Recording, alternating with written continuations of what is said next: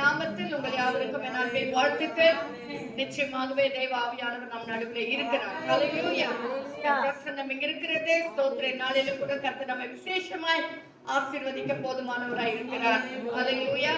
ஏன்னா அவர் நேற்று மீண்டும் என்றும் மாறாத தேவனாய் இருக்கிறார். ஹல்லேலூயா. ஸ்தோத்திரம். இந்த காலவளையில கூட கொஞ்ச நேரம் தியானிப்பதற்கு நாம் எடுத்துக்கொள்வோம்.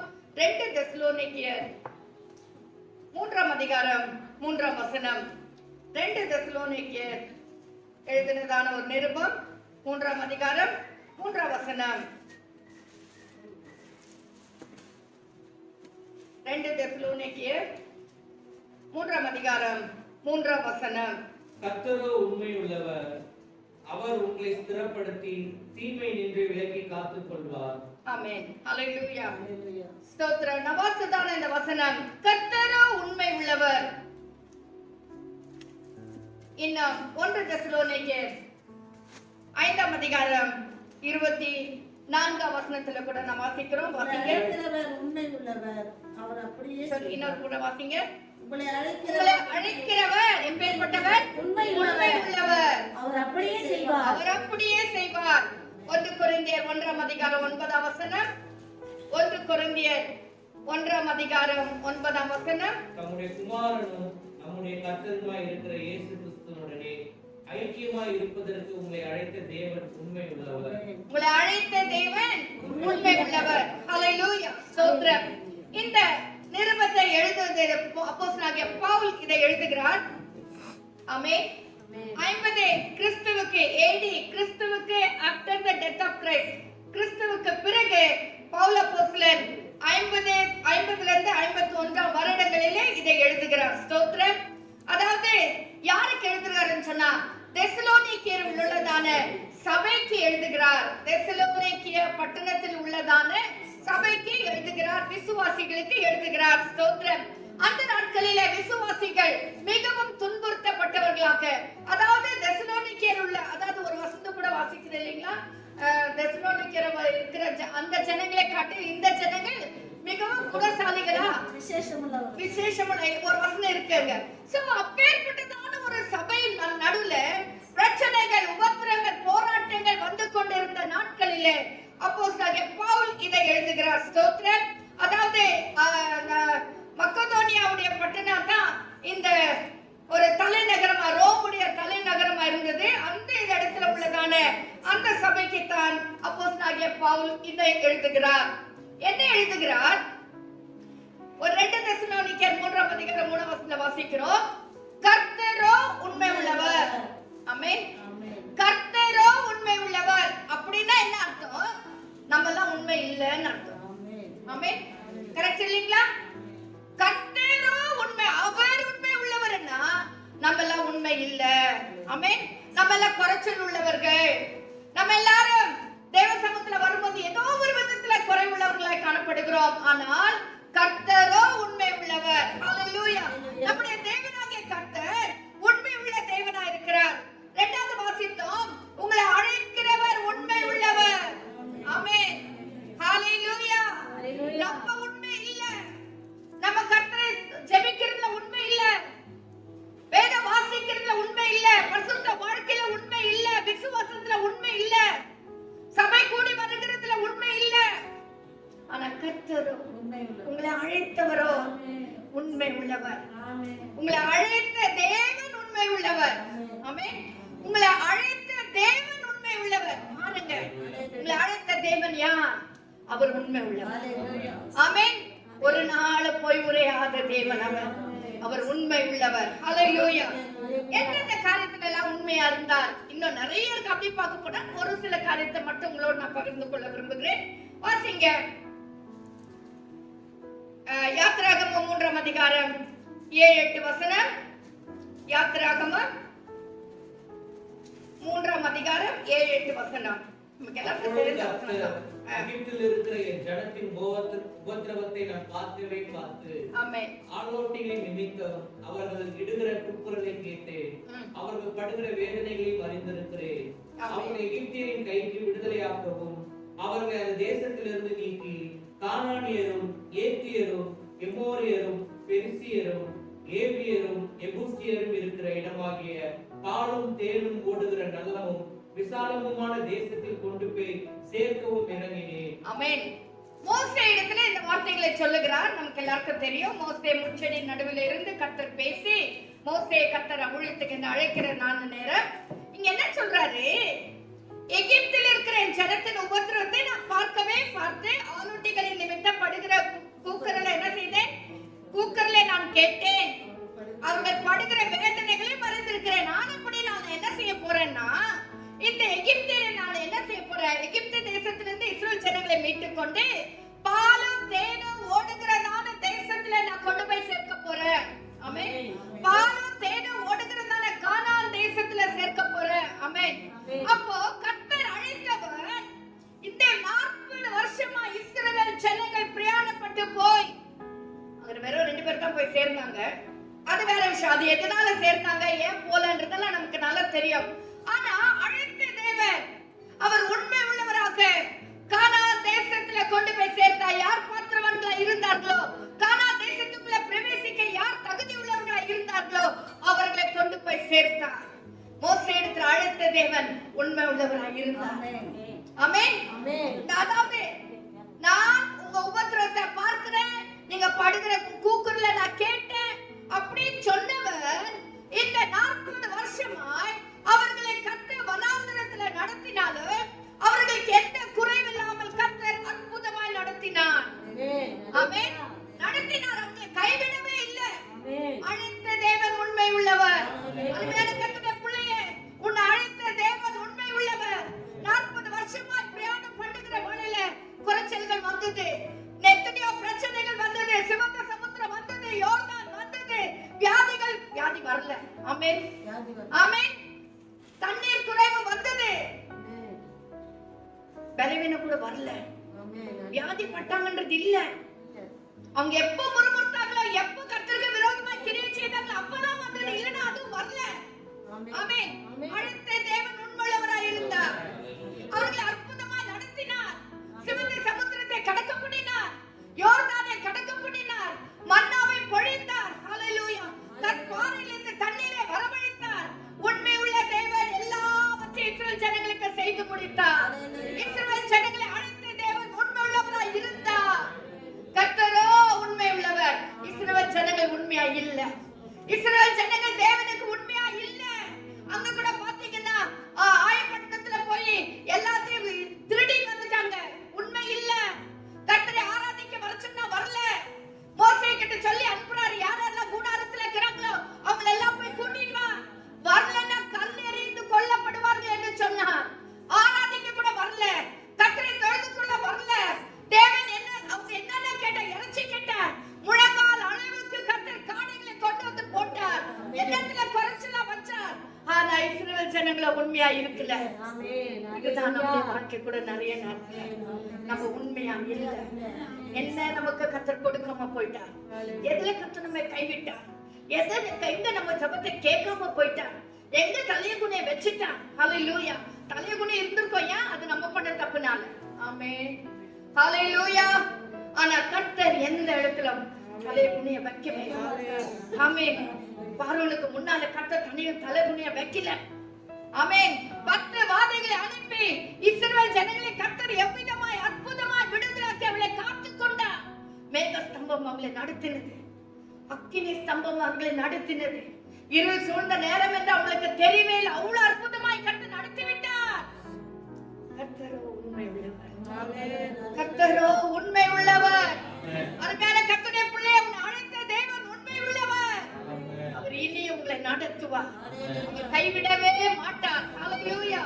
வாசிங்க யோசுவாவின் புத்தகம் 1ஆம் அதிகாரம் 9ஆம் வசனம் வாசிங்க. அதுக்கு பிறகு அந்த வசனம் வாசிக்கலாம். நான் உனக்கு கட்டளையிடவில்லையா? பலன் கொண்டு திடமனதாய் இரு, திகையாதே, கலங்காதே. நீ போகும் இடமெல்லாம் உன் தேவனாகிய கர்த்தர் உன்னோட இருக்கிறார் என்றார். ஆமென். ஹalleluya. இன்னொரு முறை கூட வாசிக்கிறீங்களா? 9ஆம் வசனம். நான் உனக்கு கட்டளையிடவில்லையா? நான் உனக்கு கட்டளையிடவில்லையா? பலன் கொண்டு திடமனதாய் இரு, திகையாதே, கலங்காதே. நீ போகும் இடமெல்லாம் உன் தேவனாகிய கர்த்தர் உன்னோட இருக்கிறார் என்றார். கர்த்தருடைய பிள்ளையே, உன்னை அழைத்த தேவன் உண்மை உள்ளவர். ஆனபடினாலே நீ பலம் கொண்டு திடமனதாயிரு. நீ பலம் கொண்டு திடமனதாயிரு. ஏன்னா உன்னை அழைத்தவர், நீ போகும் இடமெல்லாம் நான் உன்னோடு, உன் தேவனாகிய கர்த்தர் உன்னோடு இருக்கிறார். நீ போகிற இடமெல்லாம் தேவனாகிய கர்த்தர் உன்னோடு கூட இருக்கிறார். நீ கையிட்டு சேர்க்கிற வேலையெல்லாம் கர்த்தர் ஆசீர்வதிப்பார். வேலை செய்யலன்னா ஆசீர்வாதம் வராது. நீ எப்ப கையிட்டு வேலை செய்றியோ அதை கர்த்தர் ஆசீர்வதிப்பார். அதை கர்த்தர் 100 மடங்கு உனக்கு திருப்பி கொடுப்பார். கர்த்தருடைய பிள்ளையே, ஹalleluya. நீ 10 மணி 10 நிமிஷம் நீ ஜெபம் பண்ணினா அந்த ஆசீர்வாதம் உனக்கு வராது, போகவே போகாது. ஏன்னா கொரிந்தில வாசிக்கிற கர்த்தர் ஒருவருக்கு கடனாளி கிடையாது. நீ கர்த்தருக்காக 10 ரூபாய் கொடுத்தேனா கர்த்தர் அதை 20 ரூபாவா கொடுத்துருவாரு. அவர் வச்சுக்க மாட்டார். அவர் யாருக்கு கடனாளியே கிடையாது. கர்த்தருடைய பிள்ளையே, நம்ம தான் நிறைய காரியத்துல கடனா இருக்கிறோம். ஆண்டவருக்கு செய்யாம கொடுக்காம அவ்வளவு தந்தை கெட்ட பிள்ளைகளா நம்ம தான் இருக்கோம். ஆனா கர்த்தர் ஒருவருக்கு கடனாளியா கிடையாது. ஹalleluya, ஹalleluya. திகையாதே, கலங்காதே. ஏன்னா நான் உன்னோடு கூட இருக்கிறேன். உன்னை அழைத்த தேவனாகிய கர்த்தர் நான் உண்மை உள்ளவர். ஹalleluya, ஹalleluya. உன்னை அழைத்த தேவன் உண்மை உள்ளவர். ஸ்தோத்திரம். இன்னொரு வசனத்தை கூட வாசிங்க. யோசுவா மோசே இறந்த பிறகு கர்த்தர் யோசுவாவை தெரிந்து கொண்டு யோசுவா கிட்ட வந்த வார்த்தைகளை சொல்றார். கடைசி வரைக்கும் யோசுவாவை கூட கர்த்தர் கைவிடவே இல்லை. இஸ்ரவேல் ஜனங்களை அவர்தான் நடத்தினார் இல்லைங்களா? அதுக்கு பிறகு ஆனால் கர்த்தர் கைவிடவே இல்லை. மோசையோடு இருந்தது போல நான் உன்னோடு இருப்பேன். அந்த வசனம் வாசிங்க. நீ உயிரோடு இருக்கும் நாளெல்லாம் ஒரு மனம் உனக்கு முன்பாக எதிர்த்து நிற்பதில்லை. ஏன்னா அழைத்த தேவன் உண்மை உள்ளவர். ஒருவரை உனக்கு விரோதமா எதிர்த்து நிற்க மாட்டார். ஏன்னா நான் மோசையோடு இருந்தது போல நான் உன்னோடு இருப்பேன். நான் மோசையோடு இருந்தது போல நான் உன்னோடு இருப்பேன் என்று கர்த்தர் இந்த நாளில் நம்மோடு சொல்லுகிறார். ஹalleluya, ஹalleluya. நான் மோசையோடு இருந்தது போல நான் உன்னோடு இருப்பேன். ஹalleluya. நான் உன்னை விட்டு விலகுவதும் இல்லை, உன்னை கைவிடுவதும் இல்லை. ஏன்னா உன்னை அழைத்த தேவனாகிய கர்த்தர் நான் உண்மை உள்ளவர். உன்னை அழைத்த தேவன் உண்மை உள்ளவர். ஹalleluya, ஸ்தோத்திரம். வாசிங்க ஆதியாகமம் 28ஆம் அதிகாரம் 15ஆம் வசனம். நான் உன்னோடே இருந்து நீ போகிற இடமெல்லாம் உன்னை காத்து இந்த தேசத்துக்கு உன்னை திரும்பி வர பண்ணுவேன். நான் உனக்கு சொன்னதை செய்யும் அளவும் உன்னை கைவிடுவதில்லை என்றார். ஆமென், ஹalleluya. யார்கிட்ட சொல்றாரு? யாக்கோபு கிட்ட சொல்றாரு. ஒரு சொப்பனை காண்கிறார். அந்த சொப்பனத்தை பார்த்து அதுக்கு பிறகு இதெல்லாம் நமக்கு தெரிந்ததான விஷயம். ஒரு ஏணி பூமியில வைக்கப்பட்டிருந்தது, அதன் நுனி வானத்தை எட்டி இருந்தது. அதிலே தேவ தூதர்கள் ஏறுகிறவர்களும் இறங்குகிறவர்களுமாய் இருந்தார்கள். 14ஆம் வசனம். உன் சந்ததி பூமியின் தூளை போல இருக்கும். நீ மேற்கையும் கிழக்கையும் வடக்கையும் தெற்கையும் பரப்புவாய். உனக்குள்ள உன் சந்ததிக்குள்ள பூமியின் வம்சங்கள் எல்லாம் ஆசீர்வதிக்கப்படும். அவர் சொல்ற, நான் வெறும் கையோடு வந்தேன், நான் இப்போது பரிவாரங்களோடு கூட வந்திருக்கிறேன். யாரு? யாக்கோபு. ஆண்டவர் சொல்றார், நீ போ. அதாவது எந்த வசனம் அது? 28ஆம் அதிகாரம் 15ஆம் வசனம். என்ன வசனம்? இருந்து நீ போகிற இடத்துல எல்லாம் உன்னை காத்து இந்த தேசத்துக்கு உன்னை திரும்பி வர பண்ணுவேன். சொன்னதை செய்யும் அளவு நான் இந்த தேசத்துக்கு உன்னை திரும்பி வர பண்ணுவேன். நீங்க ஓடுற அப்பா வீட்டை விட்டு மாமனாகிய லாபானுடைய வீட்டுக்கு ஓடுகிறான். ஆண்டவர் சொல்றார், நீ ஓடுற உண்மைதான், ஆனா உன்னை திரும்பி வர பண்ணுவேன். ஆண்டவர் சொன்னவர் அப்படியே செய்தார். ஹalleluya. லாபான் வீட்ல என்ன நடந்ததுன்னு நமக்கு எல்லாருக்கும் நல்லா தெரியும். இருந்தாலும் கர்த்தர் மீண்டும் பரிவாரங்களோடு அழைத்து வருகிறார். மனைவி பிள்ளைகளோடு கர்த்தர் அழைத்து வருகிறார். இன்னைக்கு அதுதான் 12 கோத்திர பிதாக்களாக மாறினார்கள். அருமையான கர்த்தருடைய பிள்ளைகளே, உன்னை அழைத்த தேவன் உண்மை உள்ளவர். சில பிரச்சனைகள் வரும், சில போராட்டங்கள் வரும். யாக்கோபை போல தன்னும் தனிமையா விடப்படுகிற நிலைமை வரும். ஆனாலும் கர்த்தர் உன்னோடு கூட இருக்கிறார். ஏன்னா உன்னை அழைத்த தேவன் உண்மை உள்ளவர். உன்னை அழைத்த தேவன் உண்மை உள்ளவர். சொர்த்து போக வேண்டாம், திகையாதே, கலங்காதே, திடமனதாயிரு, பலம் கொண்டிரு. ஏன்னா உன்னை அழைத்த தேவனாகிய கர்த்தராகிய நான் உண்மை உள்ளவர். ஹalleluya, ஹalleluya. இன்னும் அதே அதிகாரம் புத்தகத்துல 30ஆம் அதிகாரம் 43ஆம் வசனம் வாசிங்க. ஆதியாகமம் 30ஆம் அதிகாரம் 43ஆம் வசனம். இவ்விதமாய் கர்த்தர் புருஷன் மிகவும் விருத்தி அடைந்த திரளான ஆடுகளும் வேலைக்காரிகளும் வேலைக்காரரும் ஒட்டங்களும் கழுதைகளும் உடையவனானான். பாத்தீங்களா?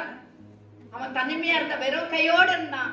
இன்னைக்கு மனைவிகளும் வேலைக்காரிகளும் வேலைக்காரரும் ஒட்டகங்களும் கழுதைகளும் உடையவனான மாறினான். என் தேவன் ஆசீர்வதித்தார். என அழைத்த தேவன் உண்மை உள்ளவர், சொன்ன தேவன் உண்மை உள்ளவர், வாக்கு பண்ணினவர் உண்மை உள்ளவர். ஹல்லேலூயா. அதை 31ஆம் அதிகாரம் 3ஆம் வசனத்தை கூட வாசிங்க. கர்த்தர் யாக்கோபை நோக்கி, உன் பிதாக்களுடைய தேசத்துக்கும் உன் இனத்தாரிடத்திற்கும் நீ திரும்பி போக நான் உன்னோட கூட இருப்பேன். நீ பாத்தீங்களா, இப்ப சொல்ற பாத்தீங்களா, நீ திரும்பி போ, நான் உன்னோட கூட இருப்பேன். ஆமென். ஆண்டவர் அவனை திரும்பி வர பண்ணுகிறார்.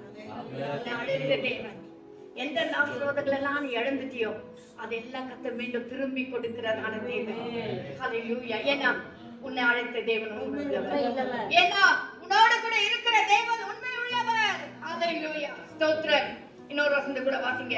ஆதியாகமம் 12ஆம் அதிகாரம் 1-2 வசனங்கள். ஆதியாகமம் 12ஆம் அதிகாரம் 1-2 வசனம். கர்த்தர் ஆபிரகாமை நோக்கி, நீ உன் தேசத்தையும் உன் இனத்தையும் உன் தகப்பனுடைய வீட்டையும் விட்டு புறப்பட்டு நான் உனக்கு காண்பிக்கும் தேசத்துக்கு போ. நான் உன்னை பெரிய ஜாதியாக்கி உன்னை ஆசீர்வதித்து உன் பேரை பெருமைப்படுத்துவேன். நீ ஆசீர்வாதமாய் இருப்பாய். பாத்தீங்களா, ஆபிரகாமை கர்த்தர் அழைக்கிறார்.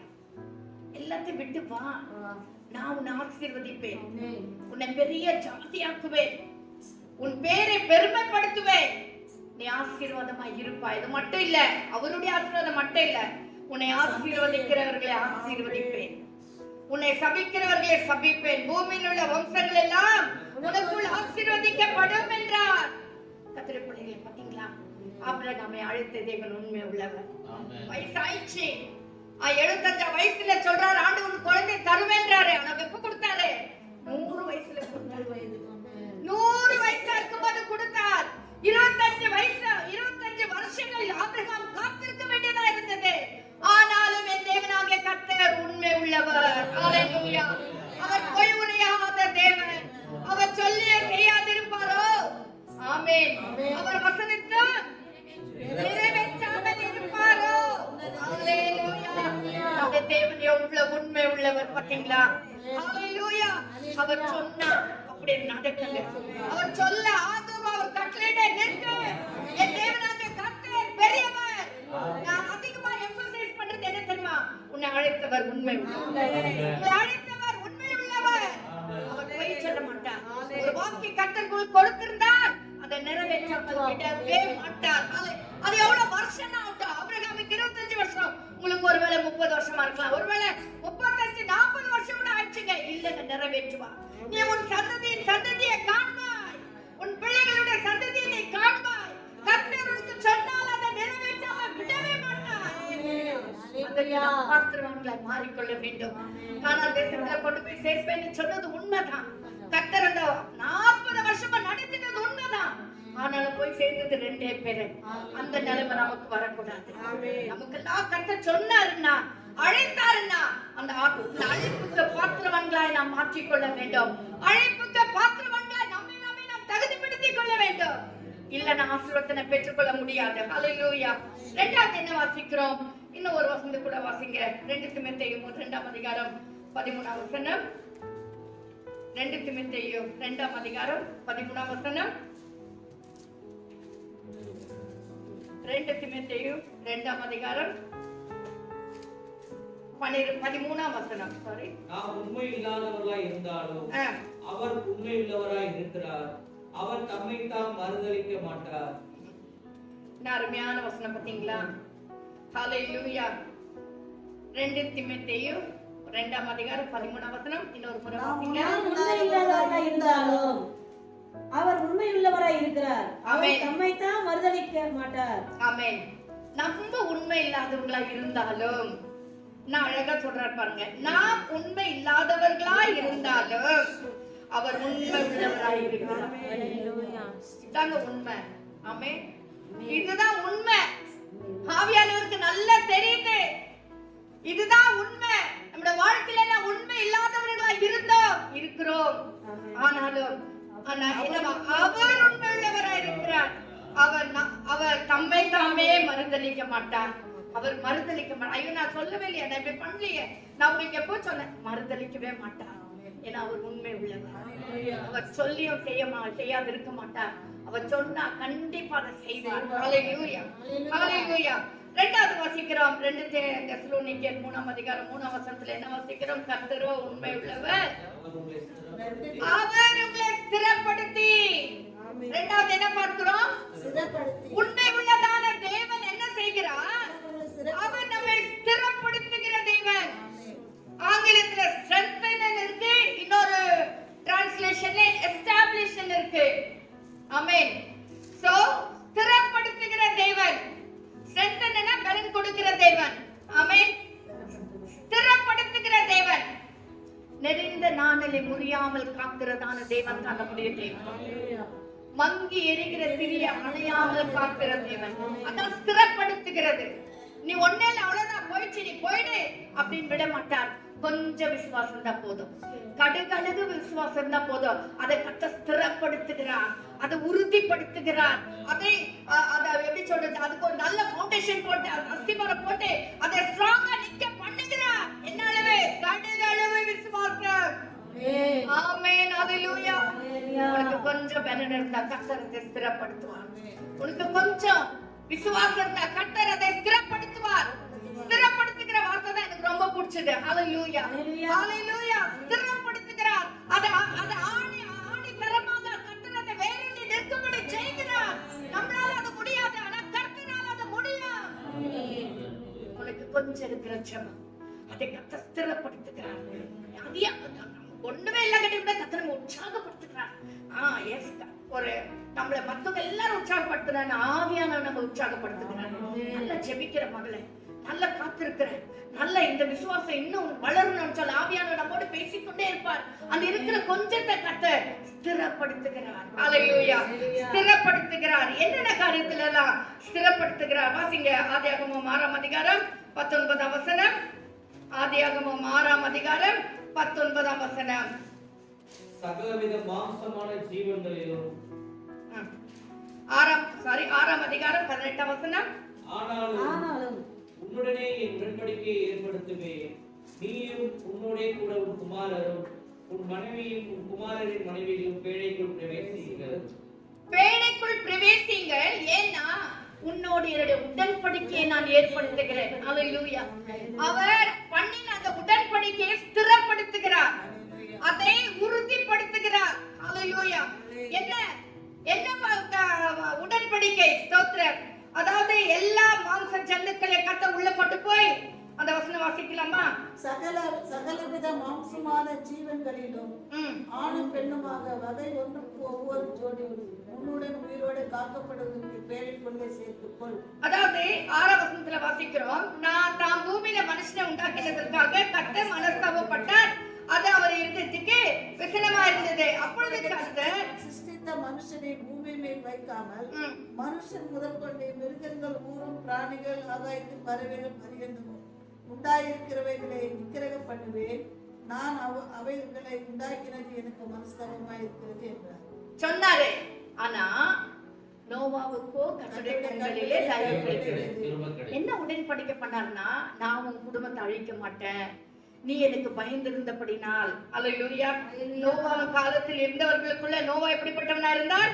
நீதிமான உத்தமனா இருந்தார். நோவா தேவனோட சஞ்சரித்துக் கொண்டிருந்தான். இப்படிப்பட்டதான ஜனங்களோட கர்த்தர் என்ன செய்கிறார்? ஒரு உடன்படிக்கை பண்ணுகிறார். என்ன உடன்படிக்கை? பூமியில் உள்ள எல்லாரும் பாவம் செய்து என்னுடைய மனதை व्यसனமாக்கினாலும் உன்னை உன் குடும்பத்தை நான் பேழைக்குள்ள பிரவேசிக்க பண்ணுவேன். ஹalleluya. அதுதான் உடன்படிக்கை. அதுதான் கர்த்தர் பண்ணின உடன்படிக்கை.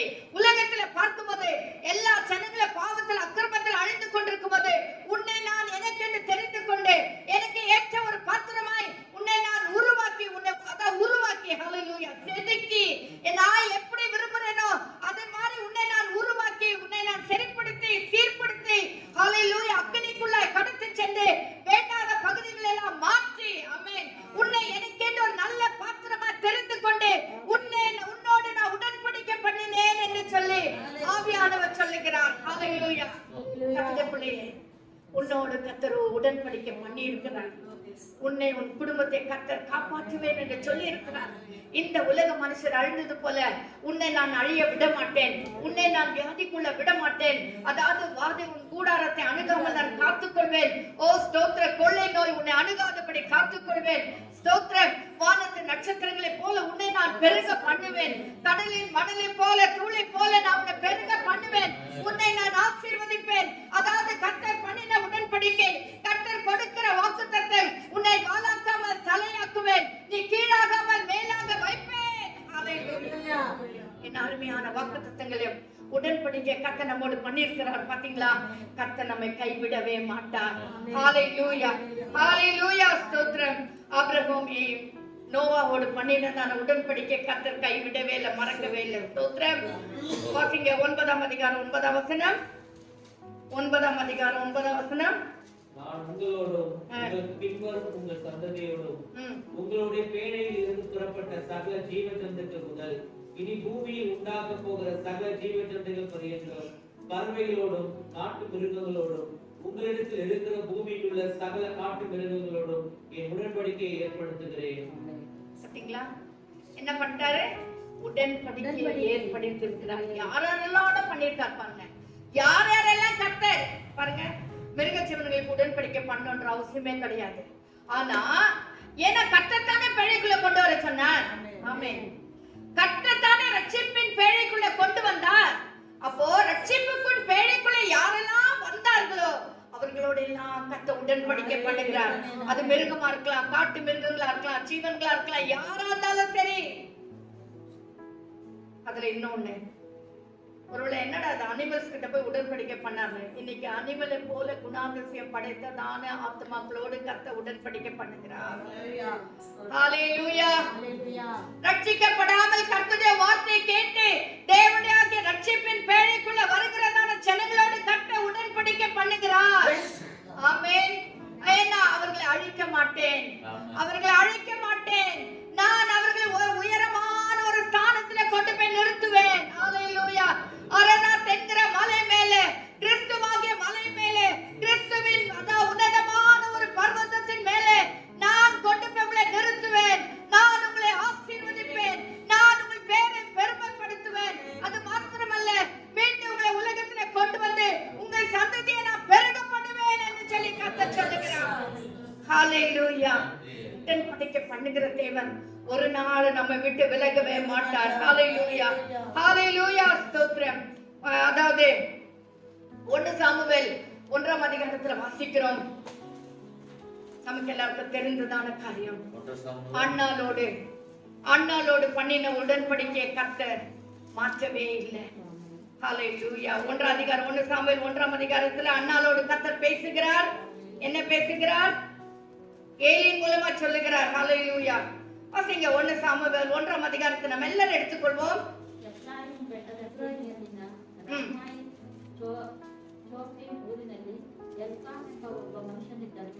ஸ்தோத்திரம், ஸ்தோத்திரம்.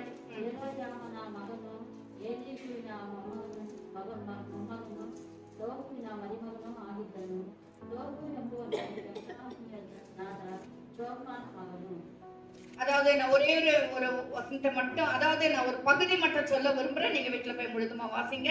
அதாவது 1ஆம் அதிகாரம் 23ஆம் வசனத்துல என்ன வாசிக்கிறோம்? கர்த்தர் தம்முடைய வார்த்தையை மாத்திரம் நிறைவேற்றுவாராக. ஆமென், ஆமென். எல்கானா பார்த்து சொல்றாங்க அண்ணாள் இடத்துல, கர்த்தர் தம்முடைய வார்த்தையை மாத்திரம் நிறைவேற்றுவாராக. கர்த்தருடைய வார்த்தையை உறுதிப்படுத்துகிறார். ஆமென். கர்த்தருடைய வார்த்தையை கர்த்தர் உறுதிப்படுத்துகிறார். கர்த்தர் உனக்கு கொடுத்த வார்த்தையை கர்த்தர் உறுதிப்படுத்துவார். உட வார்த்தை கீழே விடவே மாட்டார். இன்னைக்கு மனுஷனே எவ்வளவு வைராக்கியமா இருக்காங்க. நான் சொன்ன செய்திருந்தோம், நான் இப்படி சொல்லிட்டு இருக்கேன், நான் இதை முடிச்சிருந்தோம். இன்னைக்கு மனுஷனுக்கு ஒரு வைராக்கியம் இருக்கு. ஆனா கர்த்தர் விட்டுவாரா? கர்த்தர் தம்முடைய வார்த்தையை நிறைவேற்றாமல் விடவே மாட்டார். ஹல்லேலூயா. கர்த்தர் தம்முடைய வார்த்தையை மாத்திரம் நிறைவேற்றுகிற தேவன். அவர் என்ன வார்த்தை சொல்லியிருந்தாலும் சரி, கர்த்தர் அதை நிறைவேற்றாம விடவே மாட்டார். ஹல்லேலூயா. நினிவே பட்டணத்துக்கு போ, அங்க போய் பிரசங்கி. ஏன்னா அங்க இருக்கிற ஜனங்களை நான் ரட்சிக்கணும்னு கர்த்தர் ஒரு காரியத்தை செய்தாரனால், யோனா எவ்வளவு முரட்டாட்டம் பண்ணினாலும் சரி, எவ்வளவு கீழ்ப்படியாம போனாலும் சரி, கர்த்தருடைய வார்த்தையை அவர் நிறைவேற்ற வாசிக்கிறோம் இல்லைங்களா? வானத்தை மழை எப்படி பெய்கிறதோ அதே போல வாசிங்க.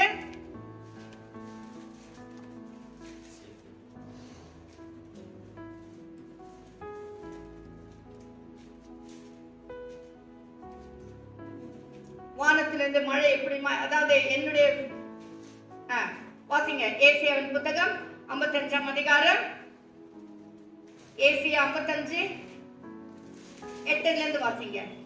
என் நினைவுகள் உங்கள் நினைவுகள் அல்ல, என் வழிகளும் அல்ல என்று கர்த்தர் சொல்லுகிறார். பார்க்கிறோம் வானங்கள் எப்படி உயர்ந்திருக்கிறதோ அப்படியே உங்கள் வழிகளை பார்க்கிறோம் என் வழிகளும், உங்கள் நினைவுகளை பார்க்கிறோம் என் நினைவுகளும் உயர்ந்திருக்கிறது. ஆமென். மாரியும் உறைந்த மழையும் வானத்திலிருந்து இறங்கி அவிடத்திற்கு திரும்பாமல் பூமியை நனைத்து அதில் முளை கிளம்பி விளையும்படி செய்து விதைக்கிறவனுக்கு விதையும் புசிக்கிறவனுக்கு ஆகாரத்தை கொடுக்கிறது எப்படியோ அப்படியே என் வாயிலிருந்து புறப்படும் வசனமும் இருக்கு. திரும்பாமல் நான் விரும்புகிறதை செய்து நான் அதை அனுப்பின காரியமாகும்படி வாழ்கிறேன். ஆமென். கர்த்தருடைய வார்த்தை எப்படி இருக்கு பாத்தீங்களா? அது விரும்பியா என்னிடத்துல திரும்பாது. ஹல்லேலூயா. நான் என்ன காரியமாய் அதை நான் அனுப்பினேனோ அதை செய்து, நான் விரும்புகிறதை செய்து நான் அதை அனுப்பின காரியமாகும்படி வாய்க்க. கர்த்தருடைய பிள்ளையே, உனக்கு கர்த்தர் வார்த்தை கொடுத்திருந்தால், வசனத்தை கொடுத்திருந்தால், ஒரு வாக்குத்தத்தத்தை கொடுத்திருந்தால், வேதத்திலிருந்து உன்னோடு பேசி இருந்தால், அல்லது தீர்க்க தரிசனமாய் உன்னோடு சொல்லி இருந்தால், கர்த்தர் அதை நிறைவேற்றாமல் விடவே மாட்டார். அதை என்ன செய்கிறார்? ஸ்திரப்படுத்துகிறார், அதை உறுதிப்படுத்துகிறார். ஹல்லேலூயா. எப்படி உறுதிப்படுத்த முடியும்? செய்த பிறகு தான் அது உறுதியாகும். அது போலதான் உனக்காக செய்து அதை உறுதிப்படுத்துவார். ஹல்லேலூயா, ஹல்லேலூயா, ஸ்தோத்திரம். அடுத்து என்ன வாசிங்க? 2 சாமுவேல் 7ஆம் அதிகாரம் 12ஆம் வசனம். 2 சாமுவேல் 7ஆம் அதிகாரம் 12ஆம் வசனம். கர்த்தர் தம்முடைய ராஜ்யத்தை விதமாய் ஸ்திரப்படுத்துவேன்னு சொல்றாரு பாருங்க. 2 சாமுவேல் 7ஆம் அதிகாரம் 12ஆம் வசனம். உன் நாட்கள் நிறைவேறி நீ உன் பிதாக்களோட நித்திரை பண்ணும்போது நான் உனக்கு பின்பு உன் கர்ப்ப பிறப்பாகிய உன் சந்ததியை எழும்ப பண்ணி அவன் ராஜ்யத்தை நிலைப்படுத்துவேன். அவனுடைய ராஜ்யத்தை நிலைப்படுத்துவேன். ஆமென். தாவீது கிட்ட கர்த்தர் சொல்றார், தாவீது ராஜா, நீ இன்னொரு சரியா சிங்காசனத்துல உட்கார்ல, நீ எனக்கு ஆலயத்தை கட்டணும்னு நினைக்கிற, அதுவும் நான் விட மாட்டேன். ஆனா உன்னுடைய சந்ததியிலிருந்து ஒருத்தரை எழுப்ப பண்ணுவேன். சாலமோனை கர்த்தர் எழுப்ப பண்ணினார். அவர் கர்த்தர் ராஜ்யத்தை ஸ்திரப்படுத்தினார். தாவீதுடைய ராஜ்யத்தை, இவன் ராஜ்யத்தை தாவீது சிங்காசனம் உட்கார முடியாம போனாலும் அவருடைய மகனாகிய சாலமோன் முறை கொண்டு கர்த்தர் ராஜ்யத்தை ஸ்திரப்படுத்தினார். பிள்ளையே, உங்க வாழ்க்கையில இப்படித்தான் சில பிரச்சனைகள் இருக்கா? எனக்கு இது கிடைக்கல, எனக்கு அது கிடைக்கலன்னு சொல்லிட்டு 3 காலத்துல இல்லாம போனாலும் உன் பிள்ளைகளுடைய நாட்களிலே கர்த்தர் அதை செய்வார். அதை செய்யும் போது நீ பார்ப்பாய். ஹல்லேலூயா. அதை செய்யும் போது நீ கர்த்தரை கனம் பண்ணுவாய். கர்த்தர் உன் பிள்ளைகளை கொண்டு கர்த்தர் பலத்த காரியங்களை செய்வார். கர்த்தரே பிள்ளையே, உன்னுடைய ராஜ்யத்தை, உன்னுடைய குடும்பத்தை, உன்னுடைய ஆளுகையை கர்த்தர் ஸ்திரப்படுத்துவார். கர்த்தரோ உண்மை உள்ளவர், கர்த்தரோ உண்மை உள்ளவர். ஹல்லேலூயா. 1 ராஜாக்கள் 9ஆம் அதிகாரம் 5ஆம் வசனத்துல வாசிங்க. 1 ராஜாக்கள் 9ஆம் அதிகாரம் 5ஆம் வசனம். இஸ்ரவேலின் சிங்காசனத்தின் மேல் உட்காரும் புருஷன் உனக்கு இல்லாமல் போவதில்லை என்று உன் தகப்பனாகிய தாவீதுவை நான் சொன்னபடியே இஸ்ரவேலின் மேல் உள்ள உன் ராஜ்யபாரத்தின் சிங்காசனத்தை என்றென்றைக்கும் நிலைக்க பண்ணுவேன். சிங்காசனத்தை நிலைக்க பண்ணுவேன். பாருங்க, இன்னும் அருமையான வசனம். இஸ்ரவேலின் சிங்காசனத்தின் மேல் உட்காரும் புருஷன் உனக்கு இல்லாமல் போவதில்லை. ஹல்லேலூயா, ஹல்லேலூயா. என்று உன் தகப்பனாகிய தாவீதோட நான் சொன்னபடியே இஸ்ரவேலின் மேலுள்ள உன் ராஜ்யபாரத்தின் சிங்காசனத்தை என்றைக்கும் நிலைக்க பண்ணுவேன். ராஜ்யத்தை நிலைக்க பண்ணுகிற தேவன், ஆளுகையை நிலைக்க பண்ணுகிற தேவன். ஆடளித்தா உன்னுடைய ராஜ்யத்தை கர்த்தர் நிலைக்க பண்ணுவார். அதை ஆசீர்வாதமாக மாற்றுவார். அதை அழிந்து போக கர்த்தர் விடவே மாட்டார். ஏன் அவர் உண்மை உள்ளவர். ஹல்லேலூயா, ஸ்தோத்திரம். வாசிங்க சங்கீதம் 89ஆம் அதிகாரம் 4ஆம் வசனம்.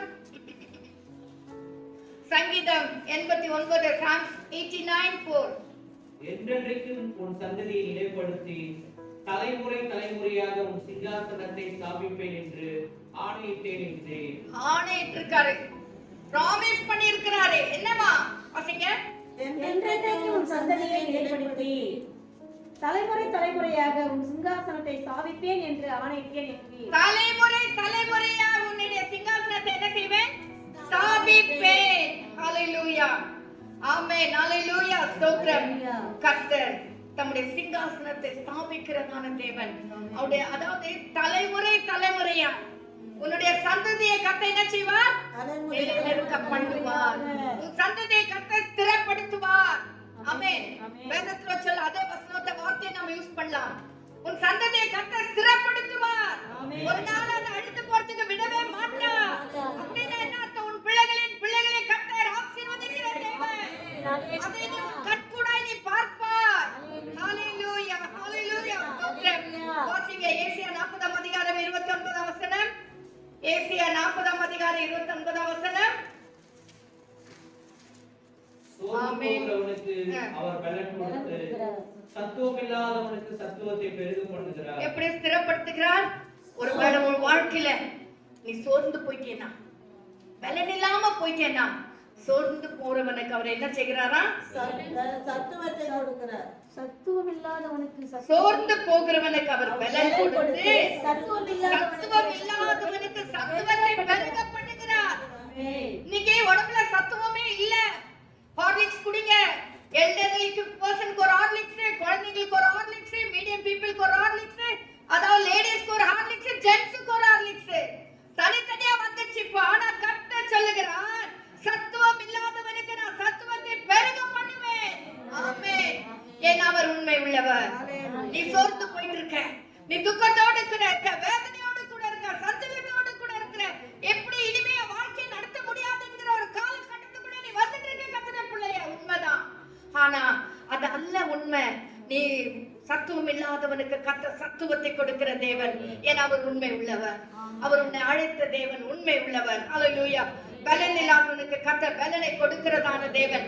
பிலிப்பியர் 4 அதிகாரம் 13 வசனம் வாசிக்கிறோம். என்னை பலப்படுத்துகிற கிறிஸ்துவினாலே எல்லாவற்றையும் செய்ய எனக்கு பலன் உண்டு. உன்னை பலப்படுத்துகிற கிறிஸ்து உன்னோடு கூட இருக்கிறார்.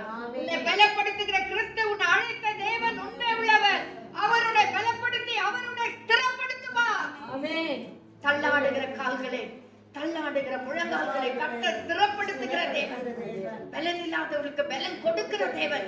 சத்துவம் இல்லாதவர்களுக்கு சத்துவத்தை பெருக பண்ணுகிற தேவன். ஹalleluya. இன்னைக்கு சத்துவம் பெருகணும். அதாவது பிளட்ல கவுண்ட்ஸ் இல்ல, பிளட்ல ஹீமோகுளோபின் கம்மியா இருக்கு, என்னென்னவோ சொல்லி என்னென்னத்தையோ சாப்பிட்டு என்னென்னவோ பண்றோம். நீ உண்மையான கர்த்தருடைய பிள்ளையானால், நீ ஒரு செபிக்கிற கர்த்தருடைய பிள்ளையானால், உன் சரீரத்துல கூட கர்த்தர் அவைகளை பெருக பண்ணுவார். அவைகளை பெருக பண்ணுவார். ஹalleluya. நம்முடைய தேவன் பலப்படுத்துகிற தேவன். ஹalleluya. நெகேமியா 8 அதிகாரம் 10 வசனம் வாசிங்க. நெகேமியா 8 அதிகாரம் 10 வசனம். ஆமென். ஹalleluya. ஸ்தோத்திரம், ஸ்தோத்திரம். 8 அதிகாரம் 10 வசனம். பின்னும் அவன் அவர்களை நோக்கி, நீங்கள் போய் கொழுமையானதை புசித்து மதுரமானதை குடித்து ஒன்றுமில்லாதவர்களுக்கு பகுதிகளை அனுப்புங்கள்.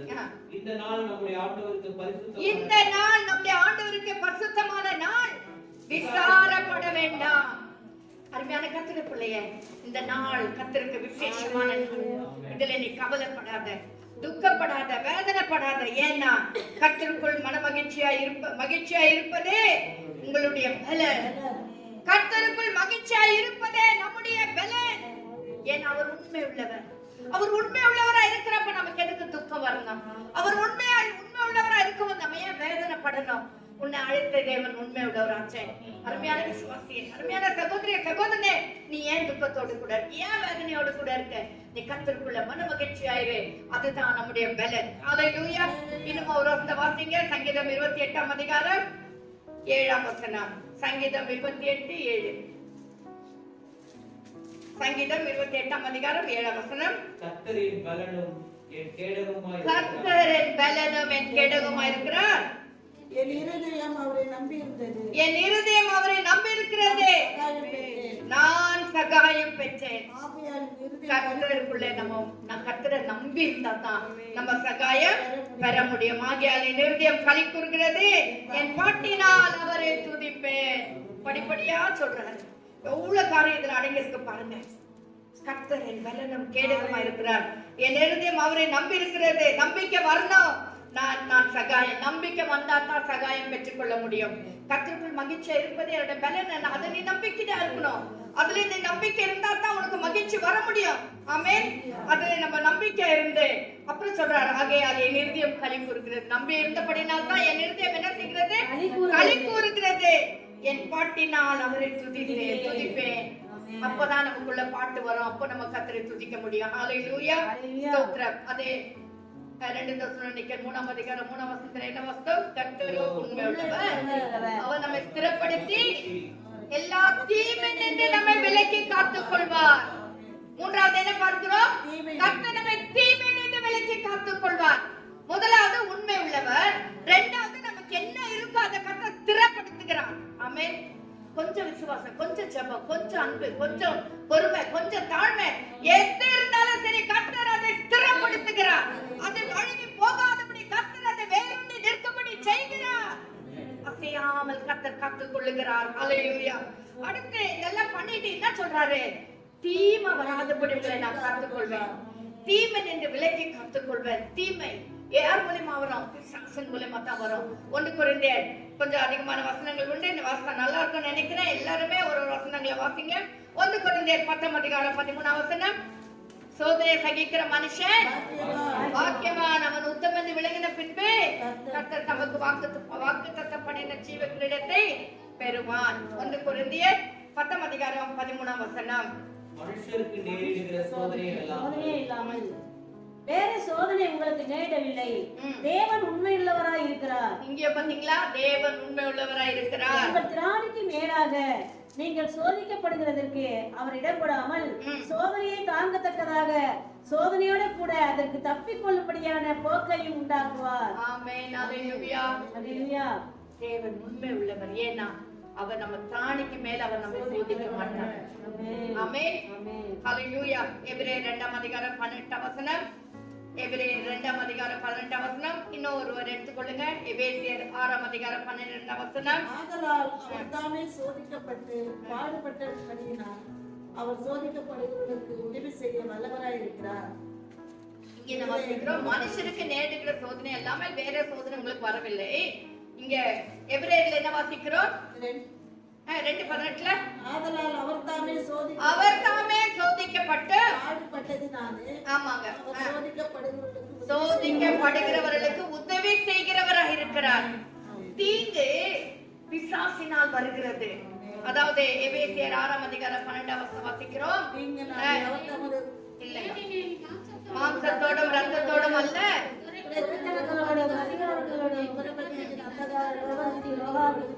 நமக்கு போராட்டம் உண்டு. யாரெல்லாம் போராட்டம் உண்டு? இப்பிரபஞ்சத்தின் அந்தகார லோகாதிபதிகளோடு நமக்கு போராட்டம் உண்டு. மாம்சத்தோட ரத்தத்தோடும் அல்ல, நமக்கு எதிராக நிற்கிறவன் பிசாசானவன். ஹalleluya. அப்ப இந்த பிசாசுடைய கிரியைகளை ஜெயிக்கிறதுக்காக கர்த்தர் என்ன செய்கிறார்? எவ்வளவு சோதனை வந்தா கூட சோதனையை தாங்கத்தக்கதான ஒரு பலனை கர்த்தர் நமக்கு கொடுக்கிறார். ஹalleluya. அதாவது சங்கீதம் 91 வசனம் 11 வசனத்துல என்ன வாசிக்கிறோம்? சங்கீதம் 91:11 11 வசனம். சங்கீதம் 91:11. உன் வழிகளெல்லாம் உன்னை காக்கும்படி உனக்காக தம்முடைய தூதர்களுக்கு கட்டளையிடுவார். தீங்கிலிருந்து கட்ட விலக்கி காத்துக் கொள்வார். எப்படி காத்துக் கொள்கிறார்? உன் வழிகளெல்லாம் உன்னை காக்கும்படி உனக்காக தம்முடைய தூதர்களுக்கு கட்டளையிடுவார். வழி என்று சொல்லும்போது வெறும் நம்ம நடக்கிற வழி மட்டும் இல்ல. உன் பண விஷயத்துல, உன் பொருளாதார விஷயத்துல, நீ கையிட்டு செய்கிற வேலைகளில் எல்லாவற்றிலும் கர்த்தர் உனக்காக ஒரு தூதனை கட்டளையிடுவார். உனக்காக கர்த்தர் ஒரு தூதனை கட்டளையிடுவார். நீ போய் நீ என்னென்ன காரியம் செய்யணும் போறியோ அதெல்லாம் வாய்க்க பண்ணும்படி கர்த்தர் உனக்காக தூதனை கட்டளையிடுவார். அங்கதான் கர்த்தர் உன்னை தீங்கிலிருந்து விலக்கி காத்துக் கொள்வார். நீ டிரைவ் பண்ணாலும் சரி, பேசினாலும் சரி, தூங்கினாலும் சரி, ஒரு கையிட்டு எந்த வேலை செய்தாலும் தீங்கு வராதபடிக்கு கர்த்தர் உன்னை காத்துக் கொள்வார்.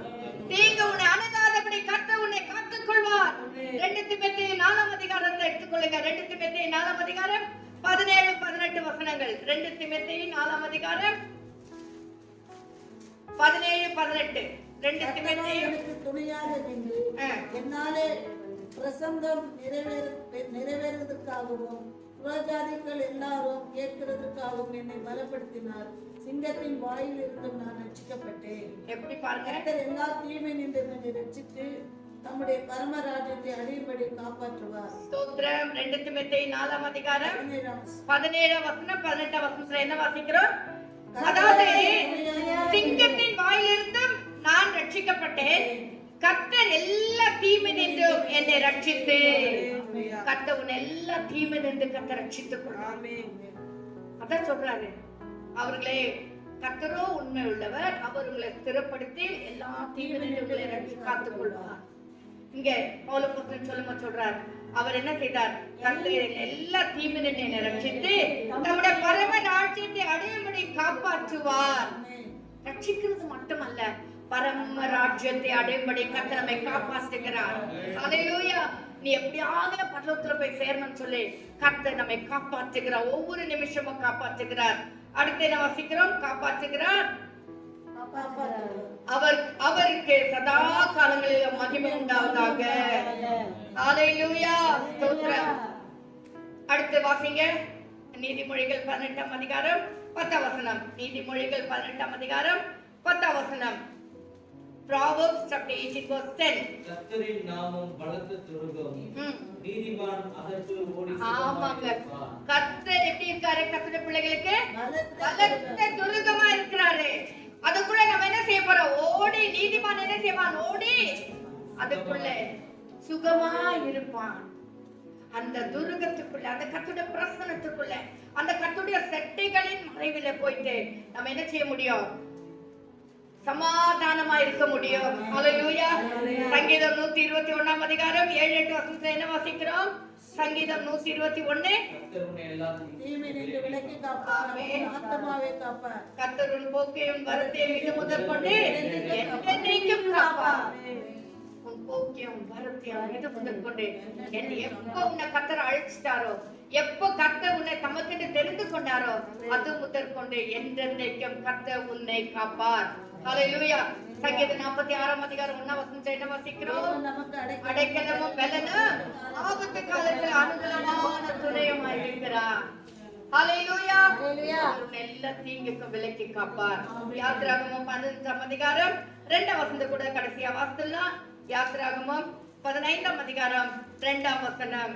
கர்த்தரின் பலனும் என் கீதமுமானவர், ஆமென். அவர் எனக்கு ரட்சிப்புமானவர், ஆமென். அவரே என் தேவன், அவருக்கு வாசஸ்தலத்தை ஆயத்தம் பண்ணுவேன், அவரே என் தகப்பனுடைய தேவன், அவரை உயர்த்துவேன். ஆமென்.